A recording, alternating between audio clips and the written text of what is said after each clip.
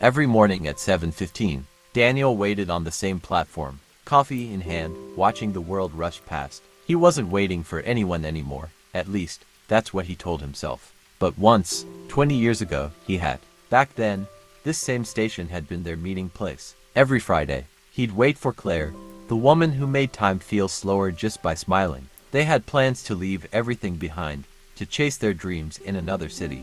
She was supposed to take the 7:15 with him, but that morning, she never showed. He waited for hours, until the announcements blurred into noise. Until the last train left and the platform emptied. Then he read the message she'd sent, only 3 words. I can't go. He never saw her again. 2 decades later, he still passed through the same station on his way to work, telling himself it was just routine. But some habits are built on hope, not convenience. That morning, as the winter fog rolled in, a familiar voice broke through the crowd.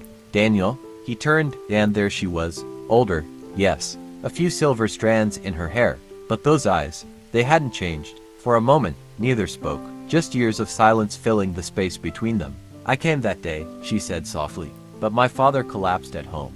I stayed. And then, life happened. He swallowed hard. I waited, he whispered. I know, she said. So did I. They sat on a bench, 2 people trying to fit 20 years into one conversation. They talked about everything, her teaching, his small bookstore, the things they'd lost, the dreams they'd replaced with responsibility. When the 7:15 train pulled in, she smiled. Guess I missed my ride again. He looked at her for a long moment, then stood up and offered his hand.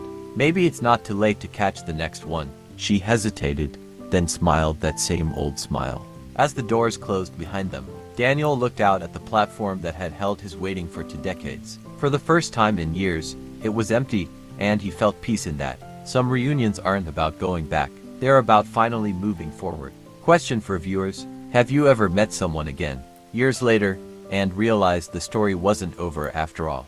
If this story made you believe in second chances, don't forget to like, subscribe, and share. Someone out there might be waiting for their moment too.